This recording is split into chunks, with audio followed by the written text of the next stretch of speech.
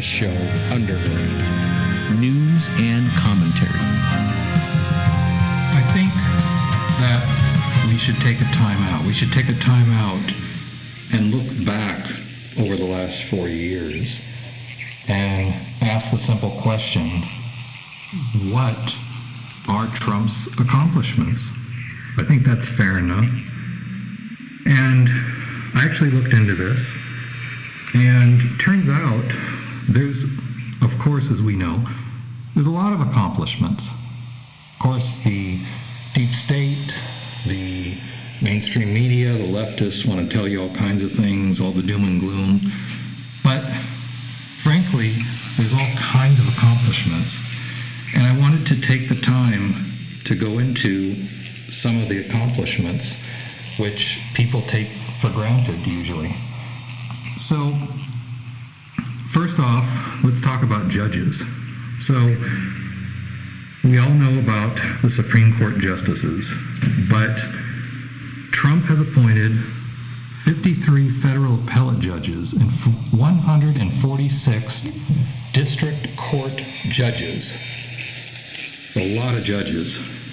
And of course, he has the Supreme Court justices, the most recent, Amy Coney Barrett, which she's going to be a phenomenal Supreme Court justice.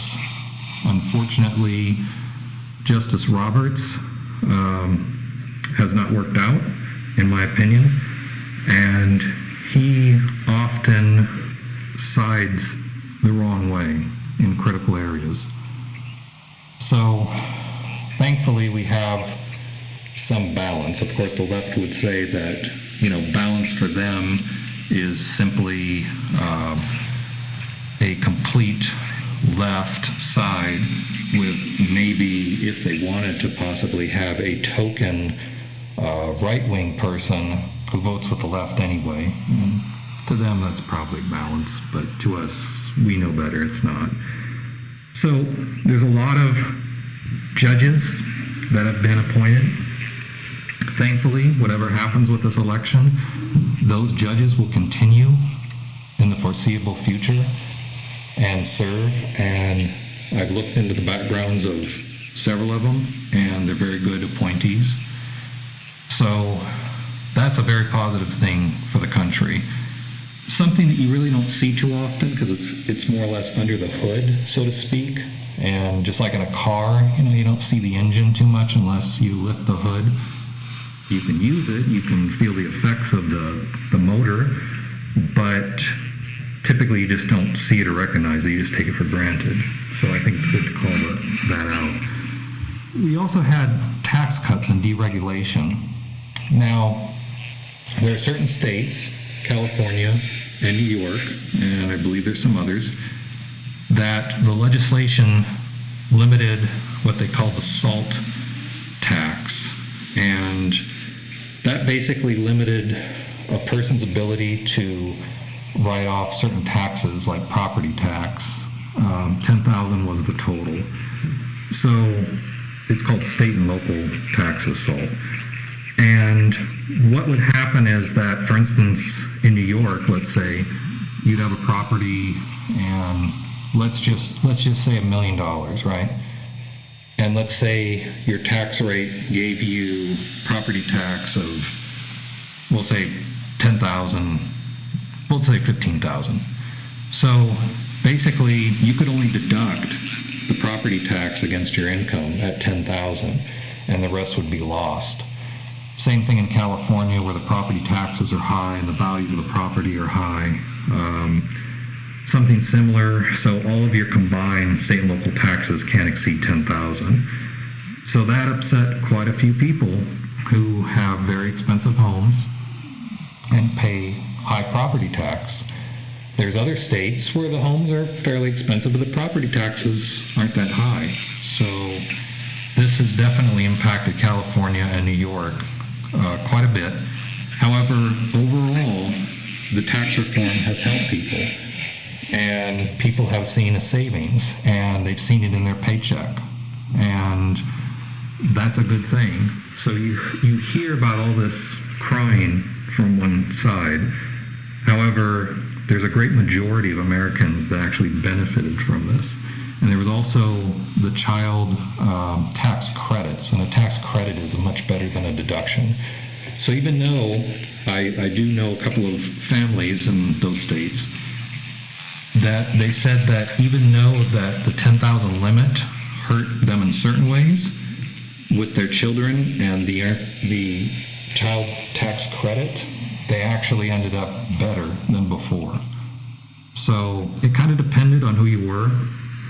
But for most people, they benefited from it and saw it in their paychecks. Might have forgotten by now, that happened in 2017, and most people have kind of forgotten about it. So we have a stronger military.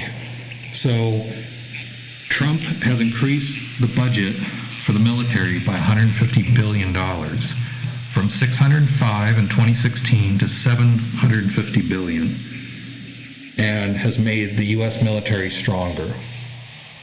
Now, of course, the opponents say we don't need a strong military. Of course, the opponents say all kinds of things. You know, we need to get rid of anybody over a certain age. We need to make drugs legal on the streets for everybody, including children. We need to do whatever we want. We need to get rid of guns, and we need free health care and education, and we need a government to tell us exactly what to do, when we should get up, when we should eat, when we should think. Maybe not the thinking part. They don't want you to think at all. But there's this Marxist socialist idea that's being peddled by idiot youth who don't know any better, who haven't spoken to people who have come out of communist areas, have come out of East Germany, have come out of Cuba, whose families have worked over generations to build things that the communists took away overnight, like in Cuba. So these are the people that are manipulated by the left, the sheeple and the other idiots. Intelligent idiots. I say idiots in a different way. These are not people that are low intelligence. These are people that are simply duped by the system and don't have any common sense or wisdom. And in the end, they appear to be idiots. So that's what I mean. But let's move on to other things. Protecting unborn babies. Now, of course, this is a highly controversial issue. We have the mainstream media on the left that says that a woman should have the right to choose. Okay. So the question you should ask beyond that, choose to do what?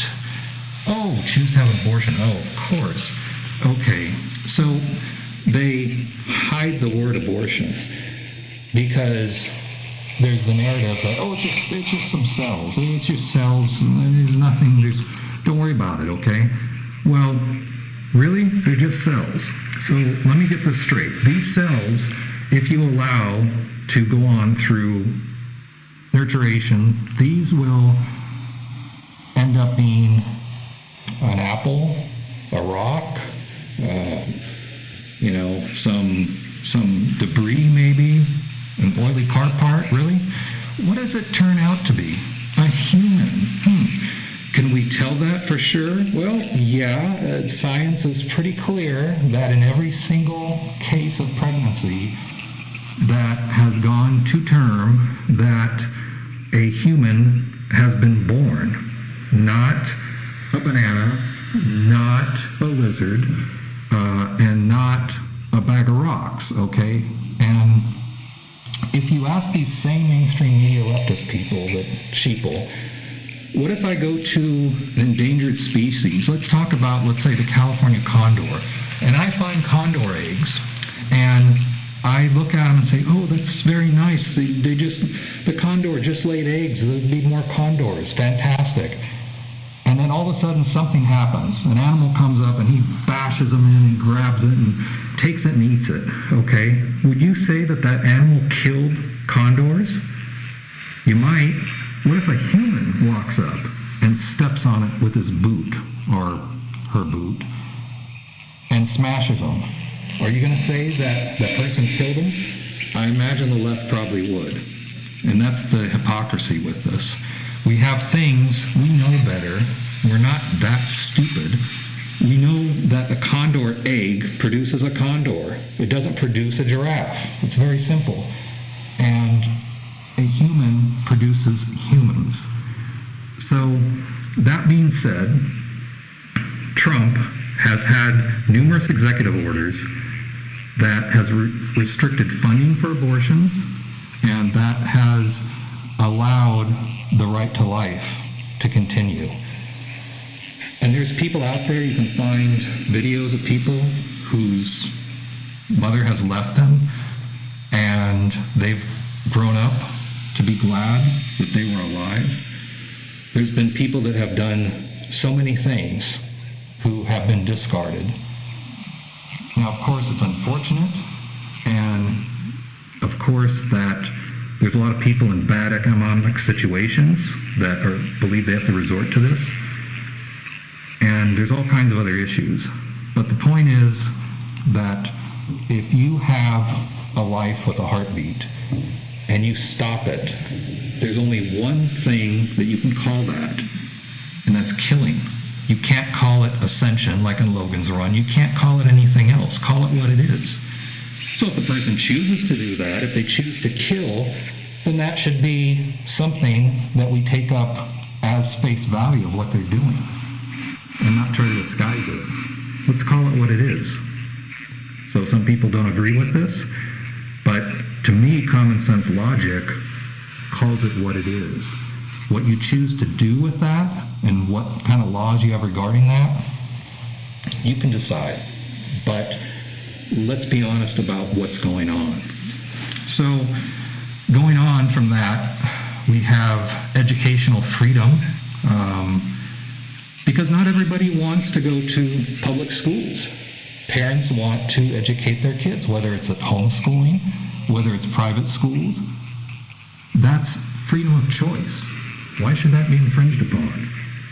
So, beyond that, we have standing with Israel. Well,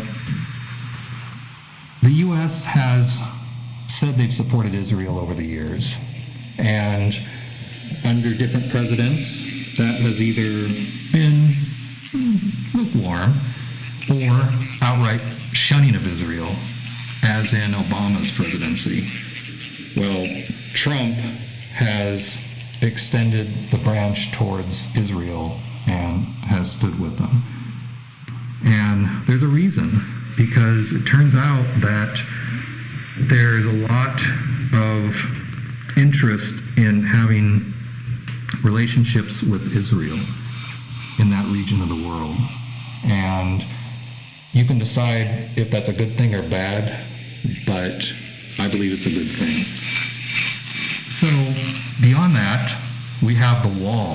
Remember the wall. Oh, this is horrible. Nobody's going to be able to come in the country. Oh, we have the wall. Well, Trump has secured more than 200 miles of the wall, and there's many people say, oh, this is the worst thing, this is horrible and such. Well, in the country where I am, people can't just get on a raft or whatever it is and go to the United States. It's not possible. So they have to go through the process in order to get to the United States. And I've known people who've immigrated to the United States and are very glad that they're in the United States.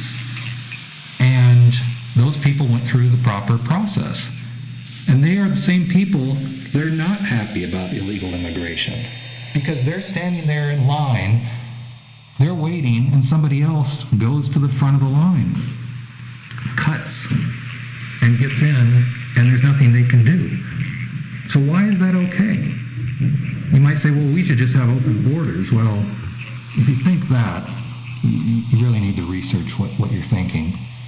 But like I said, I know people who go through the system the proper way, go to the United States, very glad to be there, and do not like people cutting in front of them, because they have family and friends that they love, they want to bring in. And just because they don't live right next to the border, they can't immigrate here that easily. So they don't want to see cheaters basically getting in front of them into the system. And I see that time and time again with everybody I speak with regarding this. So the wall is continuing, not quite done, but it does cut down on illegal immigration. So we have religious freedom. Trump has repeatedly worked to defend religious freedoms. And if you remember that there was a case of this Colorado cake designer who did not want to design a cake for celebrating a same-sex wedding. Well, that's his choice, okay? The person wanting the cake, they can go somewhere else, but you should not be forcing your lifestyle on somebody else's. For instance, if I'm a person who wants something a certain way, I should have the freedom to run my business the way I want to. It's a private business. This is not federal, okay? So if I have a business that, let's say, makes chocolate cookies, and somebody comes in and says, oh, you're whatever, racist, because you only make chocolate chip cookies, let's say, why should I change my business for that? Just because somebody doesn't agree with that? Or somebody comes in and doesn't like the way I'm baking the cookies? I should have the freedom to do what I want in that respect. And that also goes into other things, such as nurses who, based on their religion of whatever it is, that they should not have to do something that is against their beliefs just to stay employed. But that is a whole nother topic. And that goes into Obamacare and everything else regarding that. So Trump has stood behind this, and he believes in religious freedoms and the freedom to celebrate your religion, because you should be able to do that. You should not be forced by somebody else to change your ways based on your religion, because religion is a core fundamental. You know, there's an old saying that says the two things you shouldn't speak of in conversation, like at a party, are religion and politics. And there's a reason for that, because we have core fundamentals. And religion, or the lack of religion, is at the core. It's very close to the core of who we are, personalities, and what we like and what we don't like. And a lot of things are based on that from our perspectives. It's very simple. So that's why it's very important. So we have other things. Withdrawing from the Paris Climate Accord. So, of course, the left say this is going to be the end of the world. The hydrocarbons will increase dramatically. Greenhouse gases, climate change. It's all over. Life ends. Okay. Well, there's a couple things, and I've actually known a person, a scientist, who put the question back to me when I said, what do you think about climate change? And he said, the Earth is always changing. If you look at history of the planet as we know it and the solar system, that the Earth is always changing. It's a changing thing. So which would you rather have, he asked. Would you have a hot climate, or would you have a cold climate, like in an ice age? And he said, personally, I don't want the ice age, because nothing grows in an ice age, and it's terrible. He would rather deal with something hot. But let's look at the planet. Let's look at the changes. There was an ice age. Well, where did the ice age go? The ice age ended. And is that because people were driving their cars and they created greenhouse gases and it warmed up? And is that what happened? No, I don't think so. So the Earth is very changing. It's always changing. And the Paris Accord, Climate Accord, basically penalizes people like the United States and us, and excuses other countries, developing industrialized nations. China and India don't have to follow the same guidelines we have to. They are free to pollute however they want, and they do. I don't think it's any kind of conspiracy to know that in China the pollution there is horrendous. You can see plenty of videos. I've known people who've gone there and have done religious outreach, and they've explained it to me before. So why should the U.S. be penalized as well? Of course, we must be good stewards of our natural resources. The Bible speaks of that. However, these accords, just like other global accords, don't benefit the United States. It benefits everybody else. We're the ones that pay the price, and we're the ones that have to deal with the problems where a lot of people don't, because people are excluded. And speaking of energy production and energy independence, Trump has worked hard to make us energy independent through the Alaska pipeline and through fracking, and I know those are controversial issues again. I've actually known people from Alaska who explained to me where this pipeline goes. And I said, so what's the real story? And they said, the real story is this is a wasteland, and you don't even notice the pipeline going through there once it's complete. And I said, what about all the animals that are killed? Well, the animals aren't going to mine the pipeline.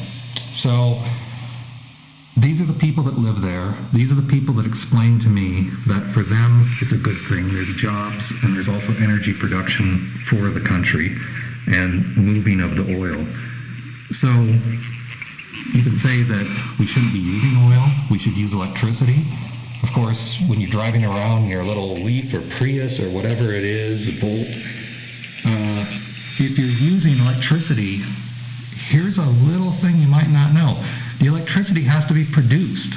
And in the United States, a lot of that, at least on the the west side, west coast, that's Four Corners, where it's produced using coal burn generators and polluting like crazy. There's other ways that electricity is generated, but you have to generate electricity. It's not free. You say, oh, well, let's just have solar because it comes from the sun. It's free. Do you know the dangerous chemicals and the pollution that's involved in making those solar panels? And what do you do with the rest of the material? What do you do with the rest of the chemicals? You should look into that sometime. It's not as simple as it sounds. But as we continue to go down the list, we have ISIS. Trump has set out to defeat ISIS. Everybody forgets about that.